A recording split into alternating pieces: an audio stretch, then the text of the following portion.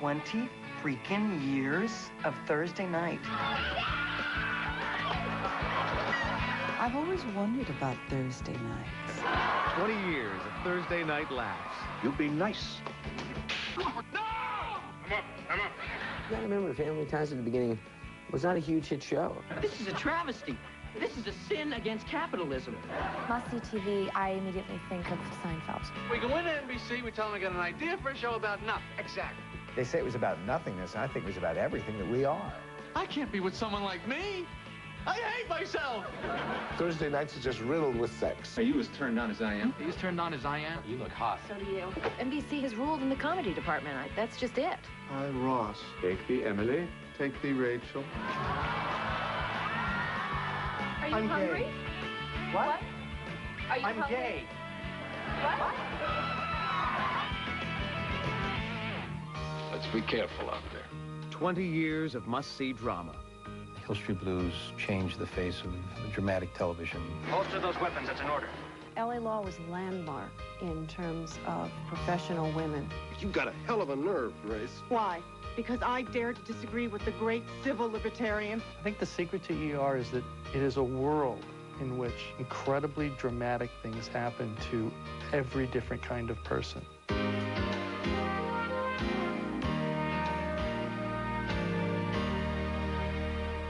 Now, an evening with NBC's brightest Thursday night stars and memorable moments from the most successful night in television history. It's too much. It's too much. It's 20 years of must-see TV. So happy. For the past 2 decades, NBC has made Thursday night appointment television. You just don't want to miss it.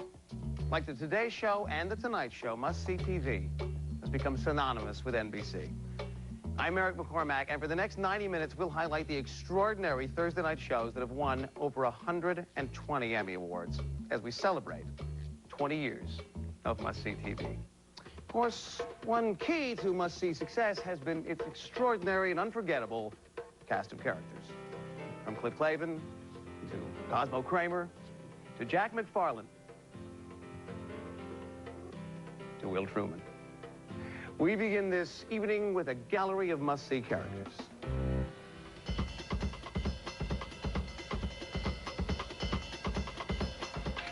Ladies and gentlemen, Jack McFarlane. Alex B. Keaton. I'm buck naked. I'm Chandler. I'm Stanley Walker's bitch. I am not crazy. I'm not gay. I'm responsible. I'm cheer personified. I'm not in the mood.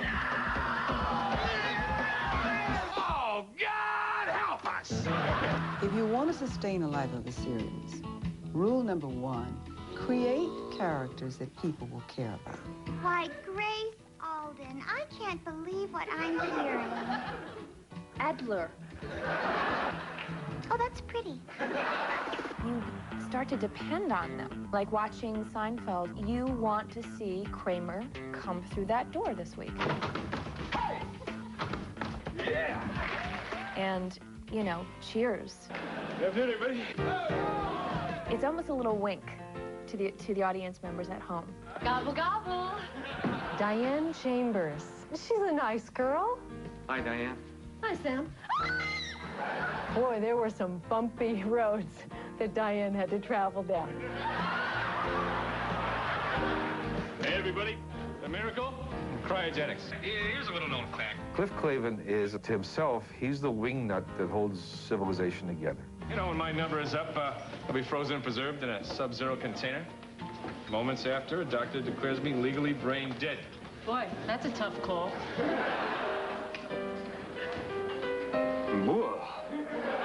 Rebecca, how? What is it you want me to do? Originally, the Charles brothers wrote me as a bitch. Shut up. Oh, you shut up. Shut up. You shut up. Shut up. The next week she'd be an idiot, and the next week she'd be flaky, and the next week she'd be smart, and you know, it was just sort of like whatever fit in. Bye. She was the swing girl. Ready for Betty? Dan Fielding was raunchy and oversexed. You know those disgusting animalistic urges I used to torment you with? Yes. They're back. Oh, God, I need a woman. How's that for a segue? I get a kick out of him. I get a kick out of his innocence at times and his inability to handle things. So you're cheap as well as intellectually barren. And you're a no-talent hack. And you look stupid in a T-shirt. My name is George. I'm unemployed and I live with my parents. I think it was this way. Georgie first, the most neurotic and dysfunctional. Were you just talking about me? What's going on? Are you telling secrets? What are you laughing at? I live my whole life in shame. Why should I die with dignity?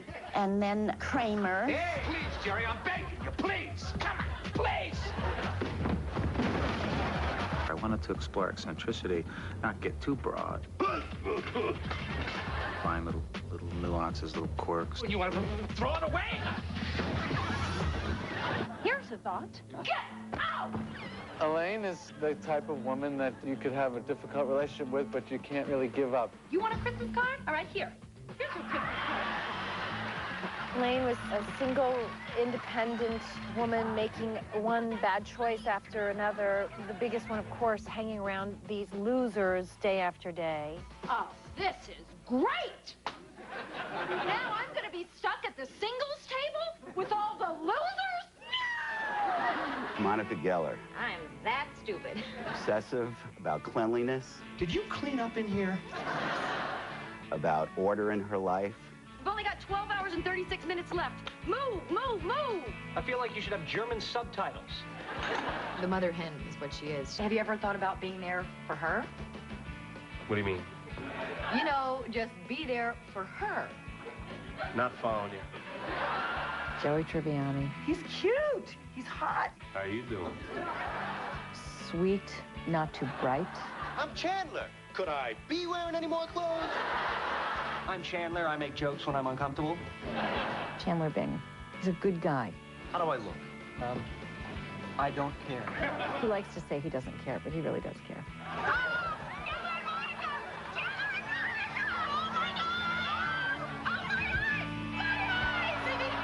The thing that's great about Phoebe is you really never know what's going to come out of her. If we were in prison, you guys would be like my bitches. Rachel's just delicious. She's so often at loose ends. Ross is a hapless hero. Look at me! It's naked Ross! Oh, nude shot. Bad idea. Really? Oh, yeah. You don't want this getting into the wrong hands. I know what guilt is. One of those touchy-feely words that people throw around that don't really mean anything. You know, like maternal or addiction. Karen Walker is a boozy, pill-popping, shallow socialite. I got practically no responsibilities, my job's a breeze, and I got a killer rack. Good morning. And God, how we love her. Hey, it's not the Will and Grace show. It's called Just Jack. Jack is neurotic and loud and boisterous. Just Jack. Every single teenage girl emotion that you can think of. And pot of beret, and souffle. I'm gay. When characters are well-drawn and relatable, people will watch and they will love you. And that's what NBC's been able to do on Thursday night. And that, my friend, is what they call closure. We'll be right back with a look at how must-see TV came to be.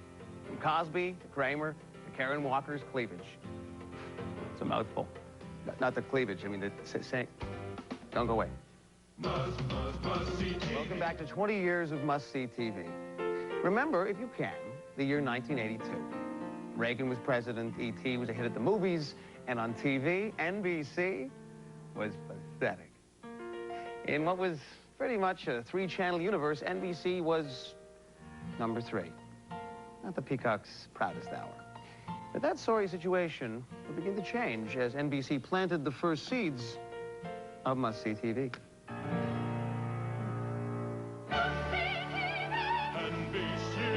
Must-see TV at that point was, barely see TV. I mean, if you wanted to hide from the FBI, you'd go on NBC.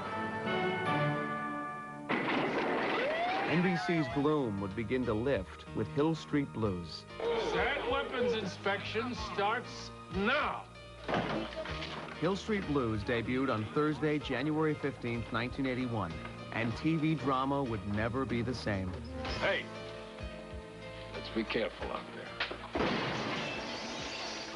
Mama bless me.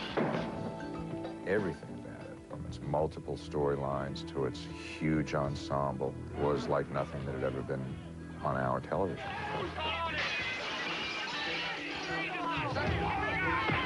Cinematically speaking, they just threw away the book. It was moving, it was exciting, it was almost cinema verite. Helicopter's out of here. I can't hear myself. Frank! Frank! Get back. Get out of sight. Holster those weapons. That's an order. Nobody watched us the first year. We were the lowest rated television show in the history of episodic television to ever get a second season. Despite poor ratings, NBC stuck with the show. I was just wondering if we should try to get some sleep. Why bother? Hill Street Blues. In its first season, Hill Street swept the Emmys in every major dramatic category. We felt we could survive and that people were really enjoying the show. That this was validation. Welcome to the presentation of the NBC 1982-83 primetime schedule. When NBC President Brandon Tartikoff rolled out the 82 fall schedule, Hill Street was joined on Thursday by Fame, Taxi, and a brand new sitcom set in a Boston bar. Yes, I'll take a message. Well? You're a magnificent pagan beast. Thanks. What's the message? We read 3 couples to play Sam and Diane, and it was obvious that Ted and Shelley had the most chemistry together. I'm over you. You're over me? Well, you don't think that I still... Well, you betcha. There was a special kind of chemistry, and not just between Ted and I, but among the whole cast. No! I'm up. All right, one quick one, then I really gotta fly. Where do you hear all this stupid stuff? Let's just say inquiring minds want to know, eh? The characters on Cheers all had their own octaves. There were their own instruments. If you looked at it as a jazz combo, it was a perfect jazz combo. They're all different instruments that just blended perfectly. Kiss your butt. Goodbye! Unfortunately, the ratings for Cheers were perfectly lousy. You think you're doing very good work, you're doing good shows, and you'd see the Nielsen's and nobody cares. There was that one historic week that we were dead last in the ratings, which none of us will ever forget. Who the hell do we think we're kidding? We're all a bunch of pathetic dropouts. We knew we had something, and we knew the network was on our side. Do not worry about the ratings. Keep doing good work. Like Hill Street Blues, Cheers overcame its low ratings to take home a first season Emmy for Outstanding Series. And then people really started tuning in, and then the ratings went up. But by 1984, there was only one situation comedy rated in the top 10. Some said the sitcom was dead, and NBC was still at the bottom of the ratings.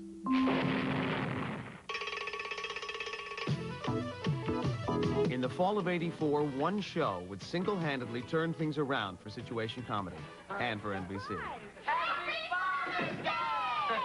Oh, you shouldn't have. Starring comedian Bill Cosby, The Cosby Show featured everyday life with the Huxtable family. Claire. Claire. Do you want me to destroy him now? Do something. It's the truth of family life. I'm going to say this only one time. Stop it! It's quiet. Dad has spoken. There will be peace in the valley.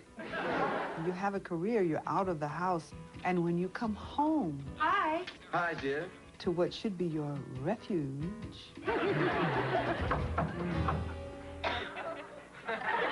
you have to be available to the people that you live with. Who wants to play? Your mother and I are playing right now. That's the comedy of it. You love them, love them, love them, and you can't wait to be rid of them. The most groundbreaking thing about Cosby was that he universalized all the problems everybody's going through, and he happened to be a black man. It really created a whole new image for black people in America. I've been married 20 years, Mr. Lee, and each day my wife and I grow closer and closer together, mainly because we're afraid of the children. The Cosby Show became the highest-rated show in America for 5 years in a row and took NBC to #1. It didn't just turn a network around, it turned television around. People used to say to me, during those years, oh, you're America's most popular father. I said, no, I'm America's most popular Caucasian father. Plan on being mad at us for the rest of your life? That is my plan. Following Cosby, Michael J. Fox played a conservative teenager with liberal parents on Family Ties. I did something incredible today, something I told myself I'd never do. You helped a Democrat cross the street? They'd created this character that really represented something that was happening at that point, which was this reverse rebellion. Would you do something you knew was wrong? And this guy, like this hardcore 16-year-old ultra-conservative, you know, Nixon-worshipping, you know, I don't know what he was. Hi. Sorry I had to answer the door myself. Our butler's off tonight. This was a family where the parents and the children had wildly divergent philosophies about how to approach life, particularly the Alex character. I think people want to see how other people do it. How do you handle this situation? Look at that mom talking to that kid. If Kimberly doesn't like you or your family for who they are, then maybe she isn't worth caring about at all, don't you think? Are you gonna wear your hair like that, or are you gonna put it out? Creator Gary David Goldberg had intended Family Ties to focus on the parents, but Fox's breakout performance stole the show. This is a travesty. This is a sin against capitalism. It wasn't any conscious thing, certainly on my part, like, oh, I'm gonna, you know, take over the show now. Listen, I was just happy for the free bagels. You're a snob. You know that? I know that. I think the Alex P. Keaton character was just, the timing was so perfect. It's the era that we were in. It was Dynasty. It was, you know, Reaganomics and all that kind of thing. Alex seemed to embody all of the values that were fairly odious at the time, but he did it in such an engaging manner that he was a lovable scamp. I want to be with you. I want to hold you. I want to open a joint bank account with you. It started in 1984. Cosby at 8 o'clock. Right behind it, Family Ties. Mr. Tartikoff, what's the secret of your success? I will kowtow to no one. Excuse me, Mr. Cosby is on the phone for you? Oh, God, the sandwiches! The 9:30 show in NBC's legendary '84 lineup was the slapstick sitcom Night Court. Doing well on a Thursday in 1984 meant the nation laughed at your joke. Plea. Guilty. Motion. Leniency. Granted. Fine. 50. Finished. Freebie. Forget it. After all the sophisticated and wonderful and clever comedy that was on before us, we were the seltzer down your pants show. I think that Night Court had its own reality. I mean, it was lowbrow humor that was just really funny. May I request that the prosecutor refrain from ogling me during my closing statements? Does the prosecutor have anything pertinent to add? John Larroquette was lecherous prosecutor Dan Fielding. He said things on television that I don't think had ever been said before. I'm Wendy Hampton with the secretarial pool. Oh, yeah? I've taken a few dips in there myself. Okay, now I am officially overwhelmed. In his first season, Larroquette won the first of a record 4 consecutive Emmys. His 4th Emmy was for the '87-'88 season. It was also Cheers' first season without Shelley Long. See you in 6 months. Right. Right. I needed to move on in my personal life. I needed to move on in my professional life. I'll see you in 6 months. Okay? Okay. We were terrified in Shelley Long. Critics had written the song. One critic said Cheers ended when Shelley Long walked out the door. Have a good life. As it turns out, Cheers had a nice life for 6 more seasons after Shelley Long left. But coming up, The Cosby Show and Cheers finally say farewell. And NBC kisses its ratings goodbye. Until a show about nothing saves the day. And yada, yada, yada, the peacock is back. Where would we have been without The Cosby Show? By the fall of '87, The Cosby Show had been the #1 show on TV for 2 years in a row. And Family Ties and Cheers were numbers 2 and 3. The Thursday night lineup was a powerhouse, the New York Yankees of television. Then, NBC moved Family Ties Sunday. Just this Sunday. And the man who saved the network expanded his Thursday night empire with the Cosby Show spin-off. Programming is fun. It was a great time in NBC's history to have Cosby and A Different World on. Who is that? Well. We dealt with the best of college life, but at the core, we were doing shows about apartheid, voter registration, AIDS. I didn't get AIDS from a blood transfusion or by doing drugs. I got it by having unprotected sex with my boyfriend. It was so controversial at the time. The advertisers wanted to pull out. We could say condom but not show it, or we could hold a condom but not say it. And I was like, the condom part's the most important part of this whole episode. I don't want to be thinking about dying the first time we make love. Believe me, you won't. Joining A Different World on Thursday nights in the fall of '87 was L.A. Law. That whole yuppie thing was going on. Each character was feeling that they wanted more in their lives. They wanted more in their careers. They wanted more in their love life. More, bigger, better, faster. I want it now, fast. You can keep your damn fingers to yourself. Hi, Gracie. Go to hell, Victor. L.A. Law creator Stephen Bochco combined drama and comedy in new and shocking ways.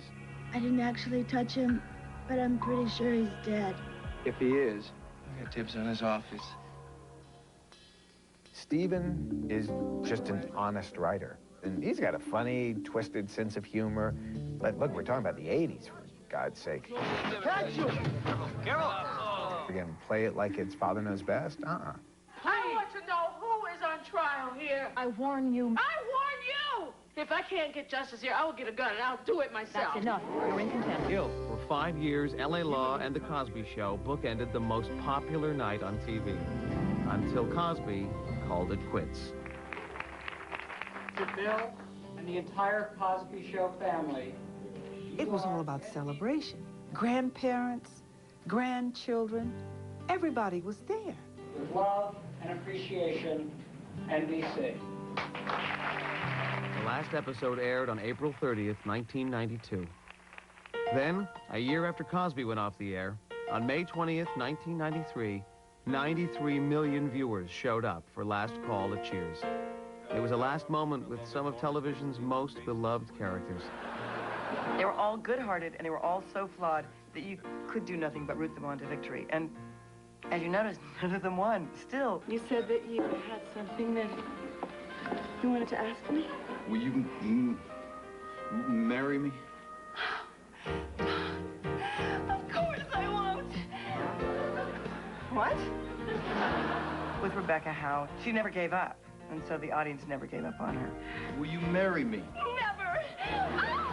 It was wonderful to work there again, to be Diane again, to be with Sam, to be with all the gang. Hey, everybody. Di and I are together again. The hardest part for me was that ultimate coming apart again. I think it should have been the first show in history that never ended until everyone in the cast was dead. Thanks for the perfecto, Sammy. Yeah. Thanks for staying, guys. Same to you. Wouldn't be the same without you, Sam. They said cut, and okay, that's it, we're finished. And I said, okay, then everybody kind of, it's a river of tears. Sorry, we're closed. With Cosby and Cheers gone, ratings plummeted. The network needed a miracle. See, now, to me, that button's in the worst possible spot. Look at it. It's too high. You know, Seinfeld tested very, very badly. You know that I was almost a lawyer? That close, huh? You better believe it. The audiences didn't like the show. They didn't like the characters. The only thing they liked was the stand-up. So they're showing me on television the detergents getting out bloodstains. I mean, come on, you got a T-shirt with bloodstains all over it. Maybe laundry isn't your biggest problem right now. After the pilot, we said, you need a girl. I don't really have an apartment. I kind of sleep around. There was definitely a chemistry from the get-go, a comedic chemistry. Up was down, black was white, good was bad, day was nice. Yes!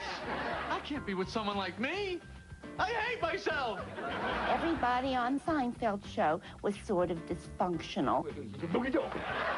But the Costanzas more so than anybody else.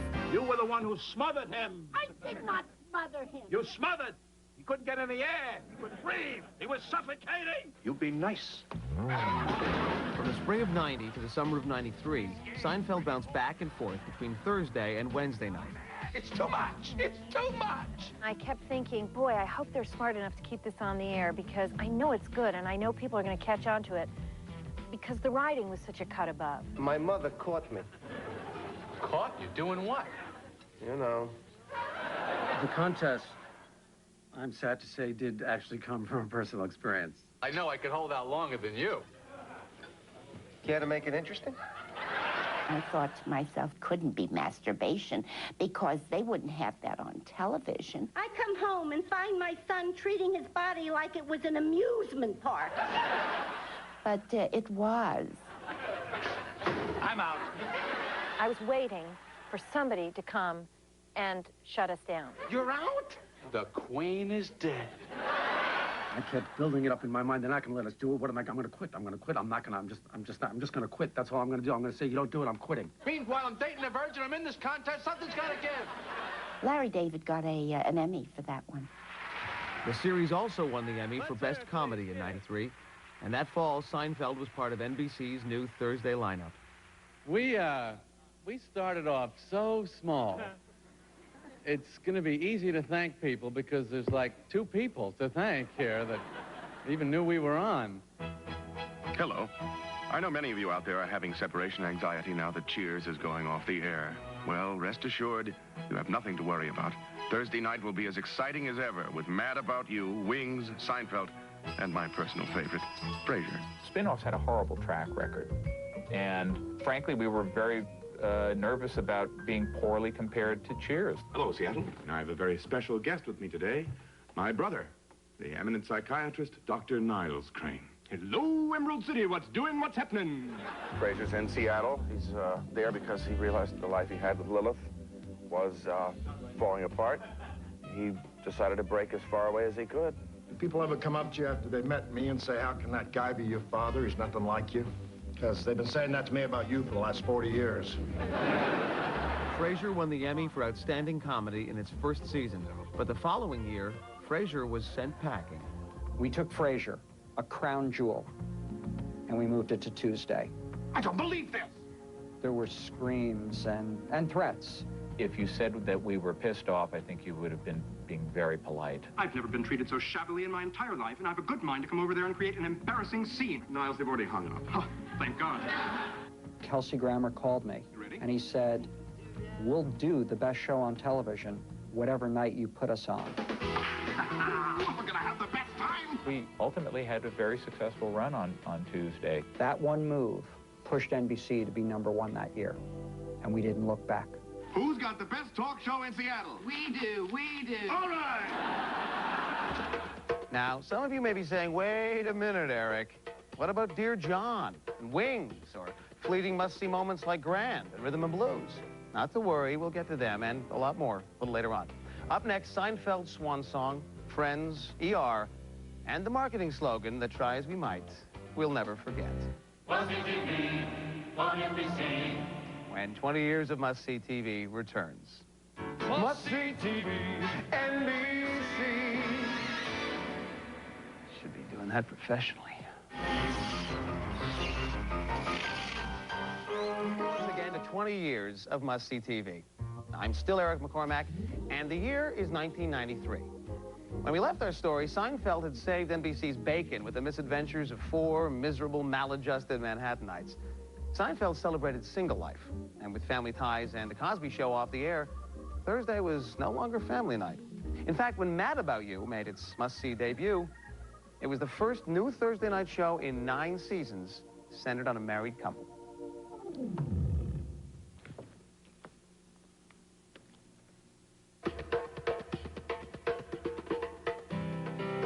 I put up with your crap, and you put up with my crap. That's marriage? This is what I'm thinking. I wrote it with another guy, Danny Jacobson, and his wife is just as nervous as my wife that we're being revealed. It doesn't bother you that we haven't had sex in 5 days? Hello. Everything was a source of angst because you're in love and the love is new. Sunday will be a week. What's going on with us? What's going on is that we're married 5 months and the sexual part is over. Did you just say you were wrong? I'm saying this is not the most right I've ever been. You are correct. I'm Rachel. I'm Joey. I'm Phoebe. I'm not doing this. In the fall of '94, Mad About You was followed by a brand new Thursday night comedy. Exactly. Friends, Thursday nights. We loosely based it on what it was like when we lived in New York. When we were in our 20s. This is not even a date. It's just two people going out to dinner and not having sex. Sounds like a date to me. Friends is about that period in your life where you're out on your own for really the first time in your life, and your friends tend to become your surrogate family. You need anything, you can always come to Joey. Joey, stop hitting on her. It's her wedding day. What? Like there's a rule or something? I'm really excited. It's going to be a good experience. You can't really get bored watching the show because there's so much going on and so many different characters to watch. No, don't. Stop cleansing my aura. The show seems like it can and probably will go in so many different directions. I'd love to see a marriage somewhere in the group. I'm getting married today! Woo! Yeah, you are. Oh, woohoo! You think you knew I was here? I'm Ross. Take thee, Emily. Take thee, Rachel. I'm really looking forward to this show hopefully being on for a while. Anticipating what might be is exciting. I'm so happy. I don't know what was in the water in Burbank. Mad About You at 8, Friends at 8:30, Seinfeld at 9, followed by ER. The first time I sat down and read the script of ER as a pilot, it felt incredibly real. It seemed like real doctors doing real medicine in a real environment. Help my brother's 14-year-old. We have a couple of doctors to keep it looking real. Some lady was bleeding to death, and I grabbed the tongue depressor, you know. 2 days, cyanotic in the crib. ER came onto the air, and it was suddenly like the audience was a fly on the wall in a real-life hospital situation. Oh, yuck. Everyone is so old and sick around here. Yeah, this is a hospital. The whole show was really seen from the doctor's point of view, where you didn't get very involved in the patients' lives at all. Had your chance. I was young. I was a fool. You're still a fool. What drove it, was, were these people going to make it alive to the end of their shift? We don't want to deliver in the hallway. After only 4 episodes it aired, ER was TV's #1 drama. Yeah. At some point we went, well, hey, maybe we have something here. We've got this Thursday night. It's appointment television. What do we call it? We were inspired by Don Ohlmeyer, our boss at that time. His inspiration was, come up with something or I'll fire you. I don't think I said, come up with a slogan or you're fired. I think I said, come up with a slogan or I'll break your legs. We had a creative meeting. Nobody had come up with anything. And some guy in the back of the room said, well, how about must-see TV? Okay, that's it. No focus groups, no deep research, just, how about must-see TV? Yeah, let's go with that. And it seeped its way all the way into everyone's brain stem, which is good or bad, you know? Between '94 and '98, the must-see TV hits ER and Seinfeld traded places as the #1 show on TV. Then, on May 14th, '98, Seinfeld went out on top. Right, Bethel, out of the car. I'm going to capture this. My first thought was, well, I'd like to get them together somehow for a long time. Hold it right there. What? You're under arrest. Jail. How can I get him in jail? It's a American law. I never heard of. And bring back all these people from the series to testify against them. Virgin. Nazi. It was sad to say goodbye. It really was. It was sad to say goodbye. Wow, it's only a year. That's not so bad. It ended up in prison using the opening lines from the pilot. See, now, to me, that button is in the worst possible spot. Haven't we had this conversation before? You think? The 2 years after Seinfeld saw several must-see misfires. Then, in 2000, NBC sent reinforcements to Thursday night. A cane. Railing. Ah! Oh, come on, come in on the pool. Each other.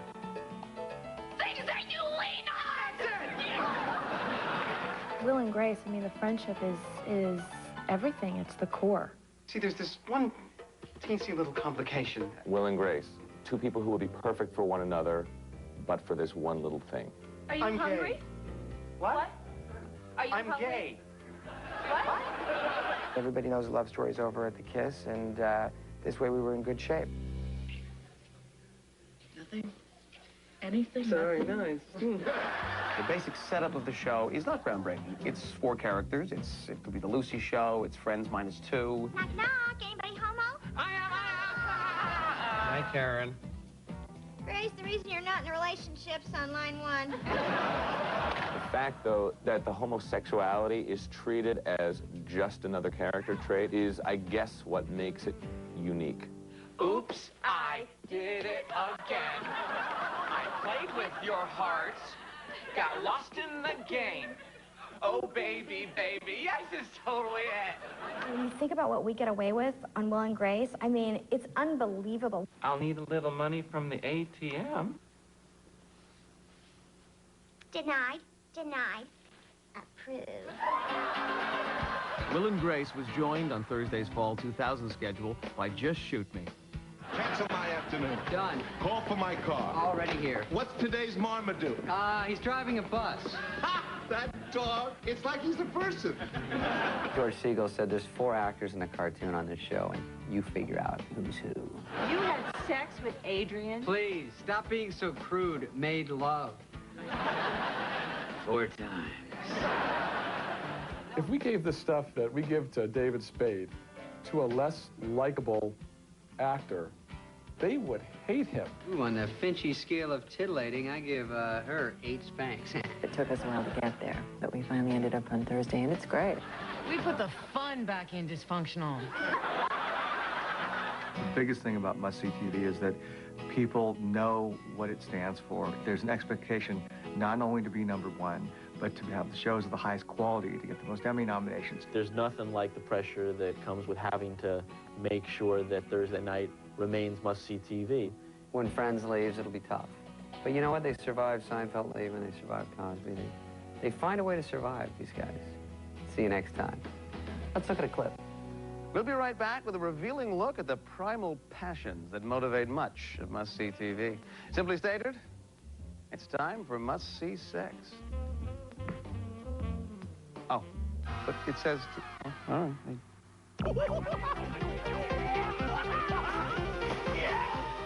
Oh, you must see this. Man, what I wouldn't give. Welcome back to 20 years of must-see TV. Look, let's get down to basics. At the heart of Thursday night comedy and drama is the pursuit of the opposite sex. Or in the case of my own show, the same sex. It's fun, it's fundamental, it's must-see sex.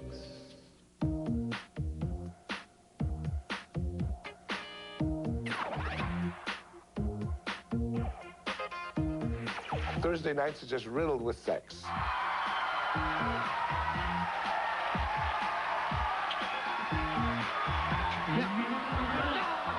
Well, sex is a very funny subject. Look, you want to have sex right now? Do you want to have sex with me right now? Let's go! Come on, let's go, baby! Come on! Everyone wants it, and no one gets enough of it. Can you imagine me in a 3-way? Hey, I can barely imagine you in a 2-way. We have these incredibly attractive people. They're talking about sex all the time. I mean, what's not to like? I'm talking steamy, illegal in 48 states kind of sex. I hate it. Are you as turned on as I am? More. You look hot. So do you.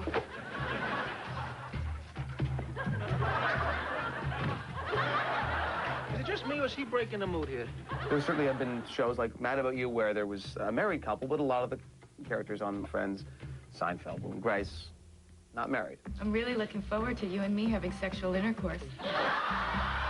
Nina, tell my dad I sleep with a lot of women. It's all about the bionic eye. It's like, lock on, Maverick. We've got one. Ooh, looks like one straight from the herd. A single guy has more possibilities of getting laid. I slept with Elaine last night. Anytime you can root a character on, anytime you can go, God, please, I was like, please, I was like, please, please, sleep with me. imagine how many people have not felt angst and suffering in their search for the perfect mate. I am dating a supermodel zoologist. Is that so hard to believe? In terms of Frasier, you just root for him to be happy, but it just always seemed like he would get right to the doorstep. Oh, that was a cheap shot. And he couldn't close the deal. Would it be a dreadful contretemps if I kissed you right now? You can always try. I don't know what's going on between Lilith and Frasier. They have a very fiery relationship. Come to me, my white-hot flame. Oh, Sam, wait. What? What? I knew you couldn't be spontaneous. What is it? Huh? I was just going to say, I almost forgot my purse. Oh. Well, let me get that for you, sweetheart. In the real world, relationships, they can only sustain that sort of flirtatious goings-on so long. We say it's over, and yet we still end up in each other's arms. And then it either goes forward or it falls flat and it's gone. Hugging and kissing, perhaps lightly at first, but then with open mouths, hungry, probing tongues. Go on, please. Well, do you like to watch? This is the whole key to the universe. The second you let the guy have you, he's gone. But how long can you keep a guy dancing? It's hot, and I don't know how much longer I can keep my clothes on. You kind of turned me on. A dial tone turns you on. How do you feel? Fine. There's no such thing as free lunch or free sex on Seinfeld. Something the matter? No. If you have sex with somebody, it's going to come back to haunt you in some way. He did the move. What move? You know. The move. I can't believe it. He stole my move. Where the hell did you learn that? You mean the Venus butterfly? Ah, the Venus butterfly. The Venus? Venus butterfly. How could he make me feel that good? It was the closest thing I have ever experienced to pure ecstasy.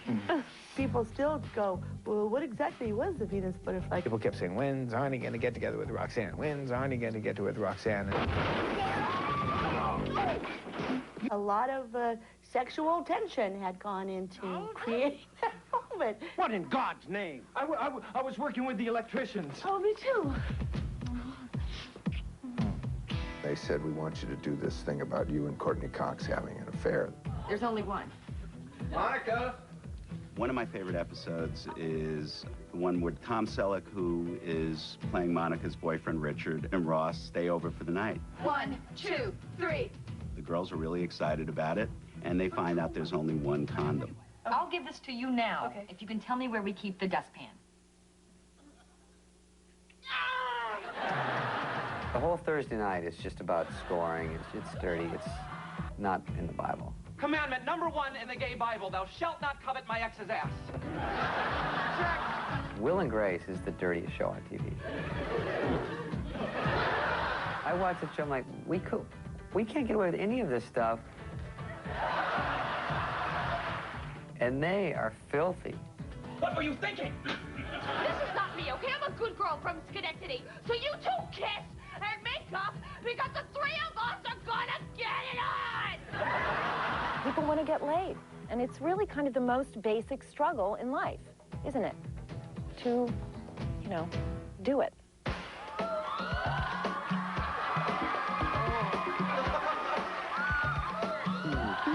Rachel and I will kiss for 1 minute.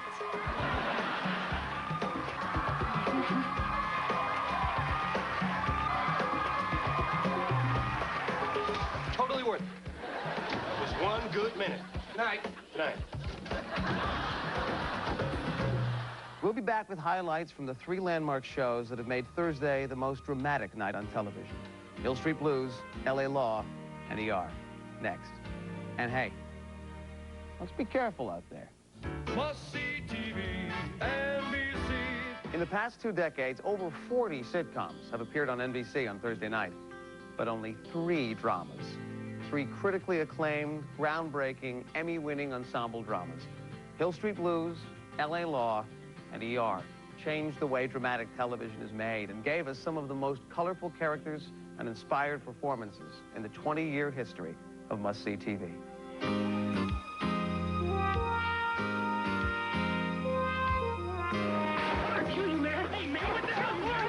Everything that happened on Hill Street Blues never happened on police drama. The man accused of ordering the murder of their friend. I heard a shot. Look out! Get back! Get back, all of you! Oh, my God. Hill Street Blues debuted in January of '81. These were not your typical television characters. They were not one-dimensional characters. Here they are with all their troubles and all their personal problems. Damn it, Faye, every time you blow in here, you embarrass the hell out of me. And their professional problems. You're a drunk, my friend. You're saying I'm finished, aren't you? There they are, bam, right in your face. 2 years ago, I bit off a nose. That's one lousy nose! The characters were dirtier and raunchier and more flawed, ergo, more heroic. It's a gut check, Frank. And you wouldn't want to be accused of having a bunch of daisies where your cinch belt ought to be. Stephen's trademark on all of his work is his ability to recognize so many normal-looking people. Beg him, Rodriguez. I beg you, please don't kill me, please. He said the magic words. They ought to look like real, hard-scrabble, knock-around folks, I'll have you up on charges. with the exception of Veronica, who was stunningly gorgeous. That young woman has a very handsome carriage. I didn't have a role model to follow. Not on television. There had not been a woman who really stood on level ground intellectually, a person who's principled, who's attractive, who's sexual. You want an open relationship? You've got an open relationship. At the emotional center of the show was the stormy, steamy relationship between public defender Joyce Davenport and precinct captain Frank Furillo, played by Daniel J. Travanti. You believed that Furillo and Davenport really did it. You want to make love? And really enjoyed it. And that was the difference. It could cost you your life. Risk it. Are you freaking... Hey, man, I shot you. We're in line here now. Come on, are you going to kill him? Stop it. Never had more fun with anybody in my life than with Michael Warren. I mean, he's just... was my brother. And we don't want to collect a crowd. A crowd? A crowd? One of the reasons people were drawn to the Hill and Rinko is because of the chemistry. They were 180 degrees away from one another, and in order to survive out in the streets, they had to trust one another.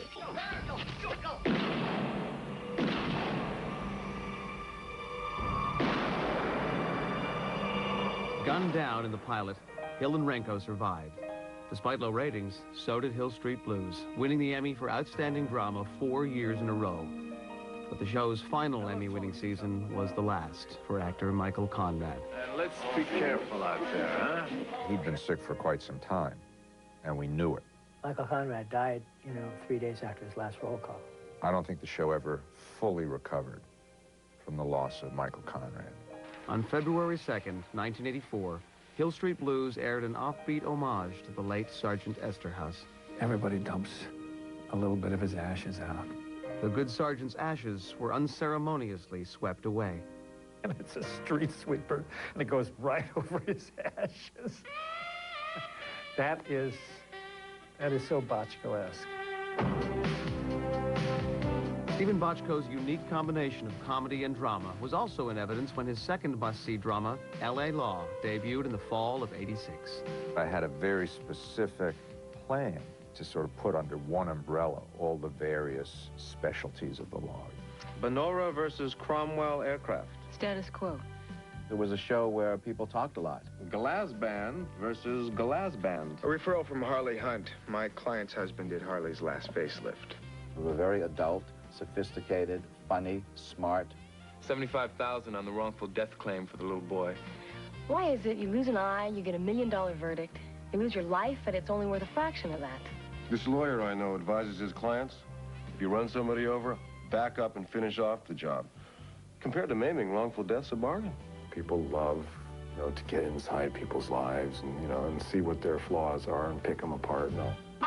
The workplace, you know, hating your boss, dealing with, you know, your colleagues, the pecking order, the backbiting, you know, all that stuff.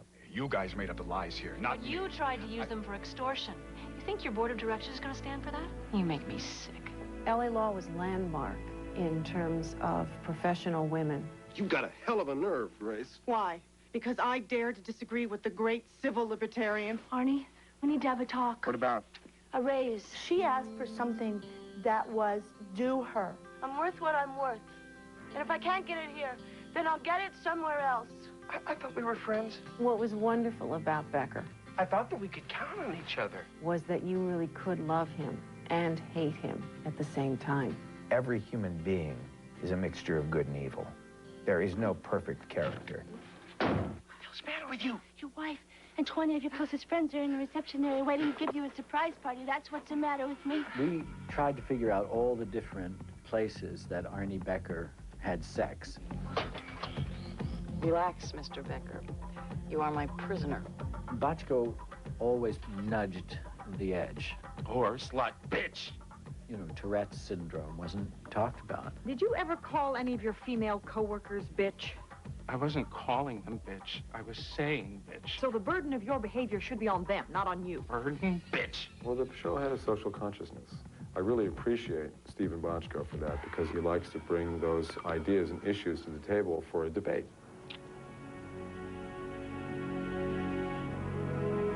I mean, to be a part of the first lesbian kiss on television, to be a part of that kind of revolutionary television was great. Of all the shocking moments on LA Law, none was more stunning than the 1991 episode in which the hard-driving character Rosalind Shays suddenly got the shaft. Literally. We found out about Rosalind's demise the day that that we were handed the script. We didn't know she was leaving, and neither did she, by the way. Neither did Diana Muldaur. Wasting the time of 6 attorneys? Fighting over a moot point? Nobody could believe it. It's not a moot point, Leland. It's a contingency. It's what every good lawyer plans for. It was a reflection of what life is. Here today, gone in an instant. I don't resent you, Leland. If anything, maybe I resent myself. For staying with a man who doesn't love you. I really don't want to talk about it.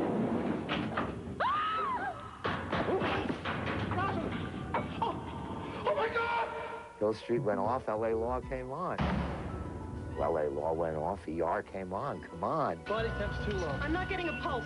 ER rushed to the top of the ratings in the fall of '94. You get up there, you hear me? You want FFP? ER continued Thursday's groundbreaking dramatic tradition.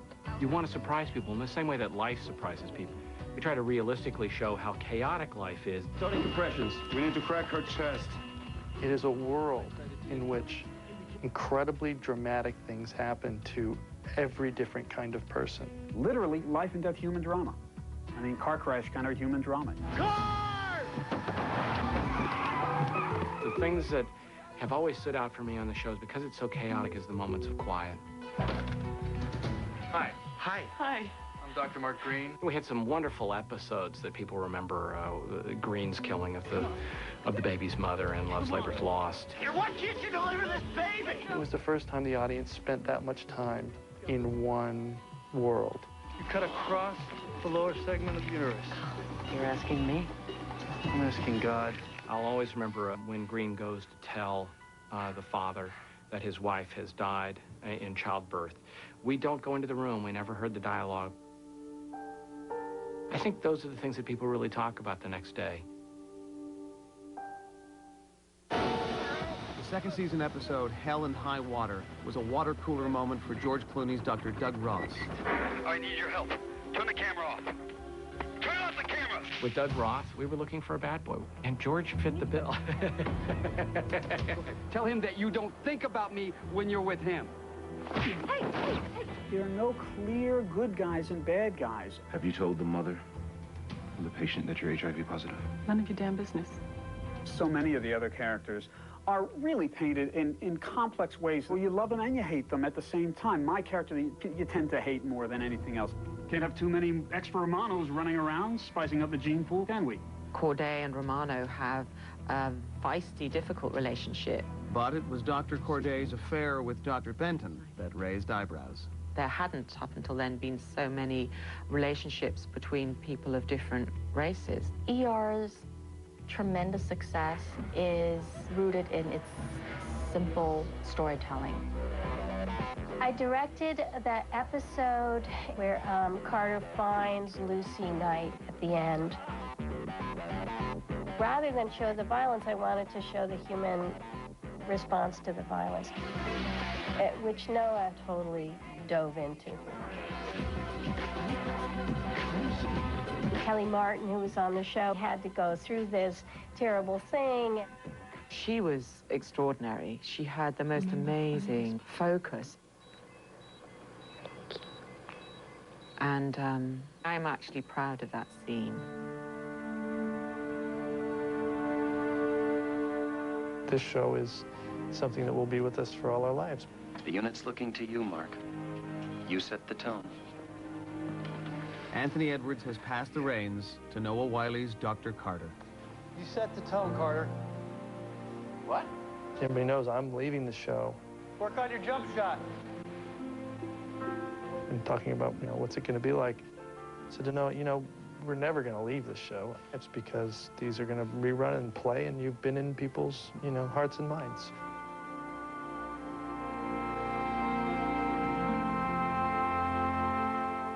We'll be back with Brooke Shields, Leah Thompson, Kirstie Alley, and more.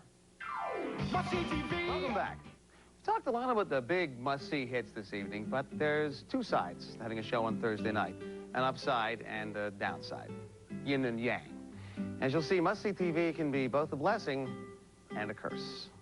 Must-see TV, NBC, You sink or you swim Good luck. pretty quickly on Thursday night. But I'm lovely and charming. Sure you are. Loser. It's great to be on Thursday night, and it's a ridiculous amount of pressure. Man, there was a lot of pressure. This is a challenge, and it's got to be answered, am I right? Right! Good news is everybody's looking at you. Bad news, everybody's looking at you. Are you still in touch with your wife? Only by check. The sitcom Dear John replaced Night Court on Thursday in the fall of '88. Come on, tell us about your sex life. I would, Kirk, but then I'm afraid you'd tell us about yours. We were in the top 10 virtually every week. I thought, hey, this is great. We're going to be another Cheers. No. Midway into season 2, Dear John left Thursday. It ran for 2 more years in 9 time slots. What happened? My mother called. I can't find you. Are you canceled? And I said, I don't know, but you know what? We're not on Thursday nights. Wings made its Thursday debut in 1990. No, Major Hooters, we can't let the... What did you say? Major Hooters, Major Bob Hooters, U.S. Air Force at your service. There's 7 characters on the show. It's in an airport in Nantucket. I mean, who would know that this is the formula that, people would want to watch? It's a subpoena, Toots. You can consider yourself served. So can you. Wings ran for 8 seasons, but only half were on Thursday. Hey, I guarantee that someday we'll look back on this and laugh. Wings flew through 16 time slots on 5 different nights. It just kept getting an audience. It kept staying on the air, and here we are. Look at there. I'm laughing already.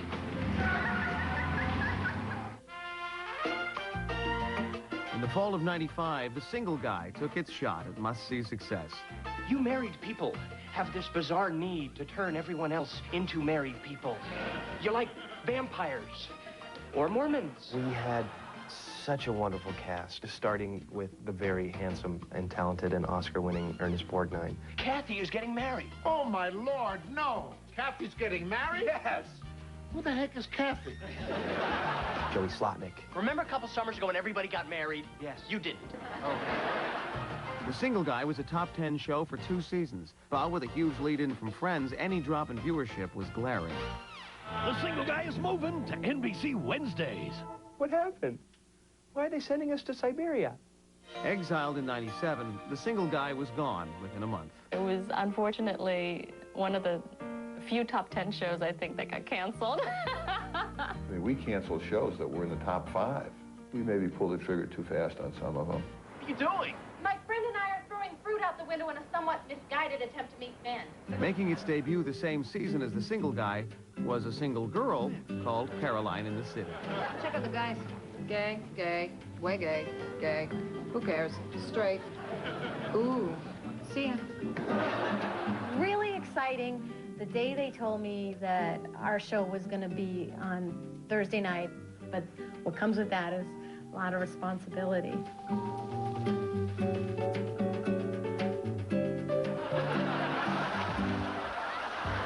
Will you marry me?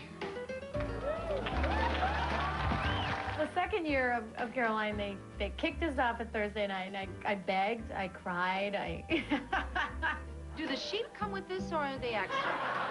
We were moved to Tuesday night, which was good. We were with Frasier, so it was like the second best time slot. Damn! Sorry. Now that Brooke Shields is getting a show on Must See TV Thursday, NBC's giving her a new look to fit in. Ta-da! The Rachel. No. I was rather naive, and I'm glad I was. Caroline in the City was replaced by Suddenly Susan on Thursday in the fall of '96. Suddenly, Susan, you're interesting. Of course I am. In fact, I'm one of the most fascinating people you'll ever meet. We felt like we had been allowed to be in this, the Cool Kids group. Suddenly Susan was the #3 show on TV in its first season, but it was moved in the summer of '97. Once we went to Monday, it was, you know, just hitting the bottle, a lot of loneliness, and watching Oprah reruns. The show ran for 3 more seasons on 2 different nights. I got an education pretty quickly about nights of the week. You still love your husband. Ah, that is a lousy thing to say. In 1997, Cheers star Kirstie Alley returned to sitcom in Veronica's Closet, with Seinfeld as her lead-in. Seinfeld had followed Cheers. Hello, boom, kick your ass up there. So I thought it was only fair, boom, Seinfeld, me, kick my ass up there. And it came out of the chute very hot. I know I should change the world, but right now I just want to change my ass. Veronica's Closet ran on Thursday for 2 years, before moving in its 3rd and final season. Your husband was spotted coming out of a hotel room with a blonde. Josh! I'm way ahead of you. It's like Thursday's must-see, Tuesday is like must-not-see. Don't watch this. Whatever you do, don't watch it. It's must-find TV. I'm Jessie. Hi. Jessie debuted on Thursday in the fall of '98. You gotta be the best of the best. There isn't room for good. There just isn't. Like so many promising series, Jessie had only a brief shining moment in the must-see TV spotlight. It's funny that 8:30 after Friends is always trouble. Cut to clip reel of troubled shows.